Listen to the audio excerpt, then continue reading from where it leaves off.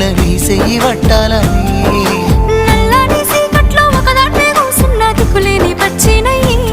బావా నువ్వెప్పుడొస్తావని ఏళ్ళైపోతుండే పిల్ల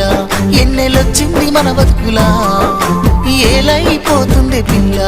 ఏలు వట్టంగా వస్తున్నాయా ఇన్నాళ్ళ ఎడబాటు ఎడవాసిపోతుందిలే